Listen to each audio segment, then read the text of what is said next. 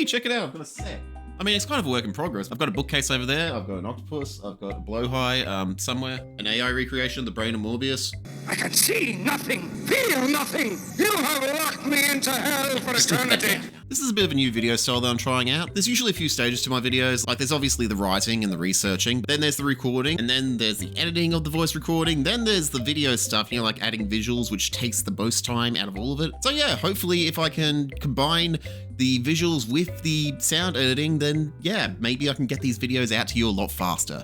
But yeah, we'll see. We'll see how this goes. We'll see how I like it. We'll see how you like it. Just tell me what you think in the comments. Of course, an obvious downside is that you have to look at my ugly face, although part of it is being covered by a microphone. I'm gonna get one of those little lapel mics as soon as I can, because yeah, I've got to be very careful how I hold this, otherwise I can make all sorts of extra noise, which is just not what I want in my video. But yeah, anyway, Doctor Who's back. I mean, I only found out about the new series release date like weeks ahead, because they're not even advertising it down here. But the first episode has already aired, so I might as well make a video about it. Doctor Who is back, season 2 or 15 or whatever it wants to call itself. And it strikes me that I didn't really get my thoughts out about the previous season, so I might as well do that now. My main opinion about the previous season is that it exists and it happened. And the finale was just an exercise in trolling the fandom. Seriously though, for the most part, I was in favor. The writing has definitely improved. Like you have your stinkers like Space Babies, but then again you have your absolute masterpieces like Boom or 73 Yards that just sort of take you places that you would not expect the show to go. And then there was Rogue, and Rogue is just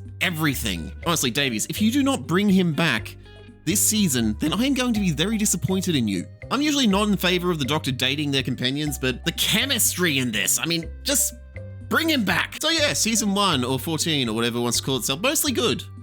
But it didn't stick the landing. But that's enough padding for time. On to what we are all here for. Season 2, Episode 1, New Earth!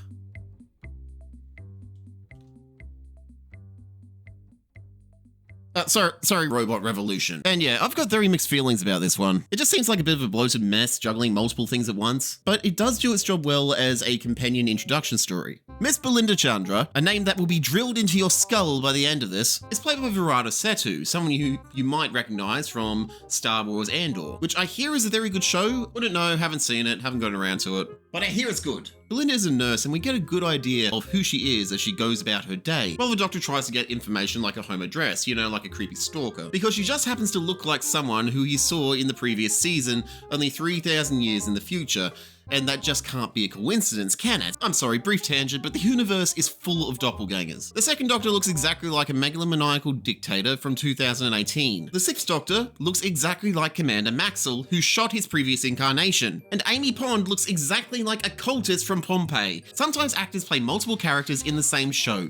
It's fine. I hate it when the show dwells on it. This opening has a lot of similarities to Smith & Jones, the episode that introduced Martha Jones in season 3. That episode was very good at delivering a lot of character information in a very limited amount of time in a way that doesn't sound forced and just seems natural. So it's a tried and tested formula. We quickly learn that not only is Belinda a nurse, but she's also very professional, she has a very high work ethic, but she also has a sense of humor. Although she's also probably not great at her job, because I was watching this with my wife, who is an actual nurse, and one time when she was giving dosages for medication, my wife was just like, well, that's wrong. So yeah, maybe not that great at her job, but she acts like she is. And that's all that matters. And the Doctor is also somewhat incompetent. I really like the bit where he mixes up the settings on the Sonic and accidentally knocks out the power for the entire building, which is not a great thing to happen in a hospital where there are people who are probably on life support. He almost definitely killed somebody. Love the costume choice though, very Scottish. And you just know that a bunch of people have already complained on the internet about the Doctor wearing a dress again, which just gives me the joy. I also like that she lives in a share home, which is honestly a hellish living situation. I like the brief interactions that she has with her housemates, and I like how she reacts to being kidnapped by alien robots. So way back when, she had a boyfriend. His name was Ellen, and he was a little bit awkward and also slightly controlling. And for her birthday one year, he decided to get her one of those bullshit star ownership things, where you could buy a star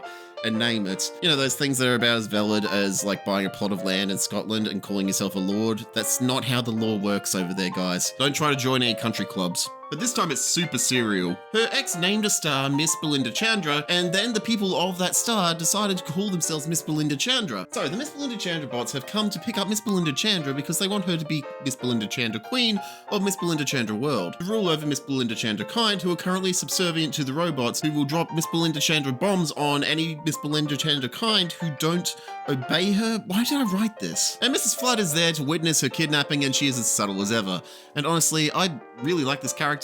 Please tell us more about her.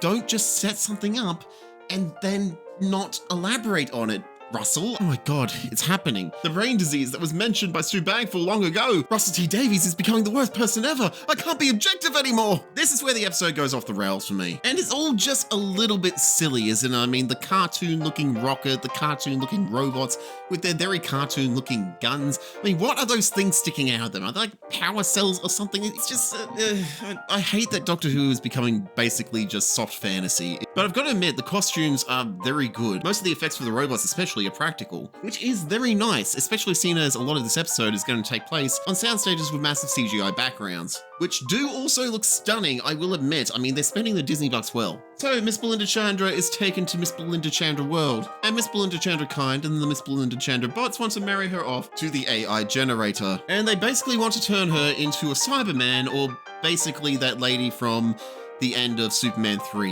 You know, the one that gets caught up in the circuitry of that massive, awesome computer that was made by Richard Pryor. And the Doctor is there as a storyteller to tell Miss Belinda Chandra the history of Miss Belinda Chandra World, while passing on a very secret message every 9th word, which is very cool. I really like the 9th word thing. You know, that is just a very great way to get the audience to pay more attention to what's going on screen.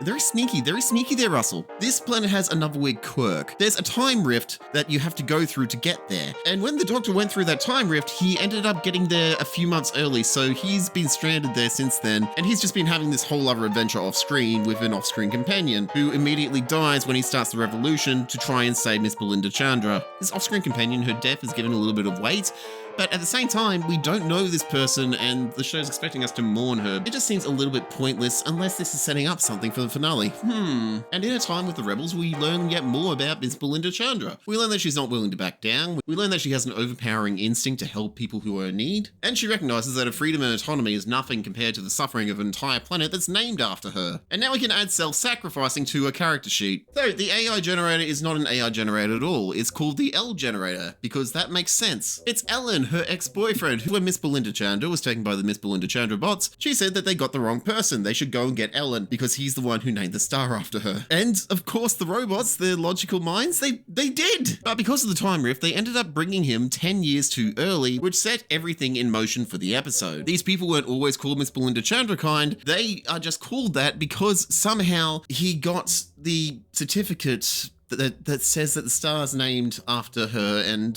they don't really explain how that's in two places at once, but that's actually a plot point, because it turns out there's this rule in the Doctor Who universe: if the same thing were to meet the same thing, but in the past or future, then that same thing will explode with big boom noise, which is just a little bit strange because the Doctor has met himself and interacted with himself and even hugged himself multiple times. I mean, I get wanting to have rules for the universe and everything like that, but for the Whoniverse, time travel has always had very inconsistent rules, and if you try to enforce rules onto it now, then it's just going to unravel everything else, which is just leave it alone. But as it turns out, Ellen isn't just overtly controlling. He is an overtly controlling incel gamer who will take over an entire planet of sentient human-looking things the second that he got the chance. Because he's a gamer and playing video games makes you violent, which of course is completely correct. I mean, my wife is a gamer and she's killed several people in the time that I've known her. Playing video games does not make you violent. This guy is just a freak. And they try and make it out that Ellen is actually the victim because every 9th word he's crying out for help. Yeah, I'm not buying it. This guy was gung-ho on taking over the entire planet the second that he arrived. He wasn't even connected up to the mainframe yet. It was his first impulse to treat everybody on the planet like they were NPCs, and to do a 10-year plan to force Miss Belinda Chandra to come to Miss Belinda Chandra World and marry him and be controlled by him. And Miss Belinda Chandra wants to end all of this, wants to sacrifice herself to Ellen by touching the 2 star certificates together. Big boom noise. But the Doctor jumps in and he absorbs a lot of the shock, which has the surprising effect of him implanting himself in every single aspect of her life. It's like implied that he did exactly the same thing that Clara did to the Doctor's timeline, and just implanted himself into every aspect of her life. And And yeah, days saved, the doctor gets his TARDIS back, and Miss Belinda Chandra wants the doctor to take her home. Miss Belinda Chandra does not want to travel with the doctor. You think of everything that's gone on this episode from her perspective, and the doctor has been acting like a creepy stalker, going to her work to try and find her address, following her home, chasing her halfway across the galaxy. And sure, she wouldn't be alive now if he hadn't done all of that, but at the same time, he has taken so many liberties. Just scans her DNA without even asking her permission. He's treating her like a puzzle to solve first and a person second, thinking about his needs before he even considers hers. Because obviously she would want to travel with him. Obviously anyone would jump at the chance to take what he's offering. And a lot of his companions end up trusting him completely and going along with whatever he wants, and a lot of them end up dying. She recognizes that the doctor is actually kind of dangerous. Belinda is right to think that he is dangerous. It's about time someone actually said it to his face. Overall, I think this episode is okay. It does its job well at introducing the companion, but it has so many flaws. Some of the space stuff is interesting. Like I said, the costuming in this is just brilliant. But for the most part, it feels like a total mess in desperate need of a rewrite. The villain is nothing short of cartoonishly evil. The flashback where we see why she broke up with him, I have known people who are controlling and manipulative, and some who may actually be sociopaths or psychopaths or something. They are subtle, they are manipulative. It's why it's so easy to wind up in an abusive relationship. It's the subtleties that give them away, and if you just make it as overt as this, it doesn't really help anything, does it? This episode just wants to play with multiple ideas at once, like generative AI, incels, abusive relationships. It threw them all into a blender, just makes a mess everywhere. It just strikes me as an episode that knows that it wants to say something, but doesn't really know exactly what or how. But I still had a lot of fun with it. What do you think of Robot Revolution? Do you agree with my takes? Do you disagree with my takes? Why not put something in the comments section below? Don't forget to like, comment, and subscribe. It's what gets the algorithm to pick up my channel and get it into the faces of many more people just like you. And if you have the means, why not become a channel member? What I'm offering is great. You get your name in the video. You get a few extra videos a month, and it's all at the low price of giving me money. And the more money I get, the more likely it is that I might be able to do this full time. I mean, who knows? Oh, and also let me know what you think about this new style of video that I'm doing.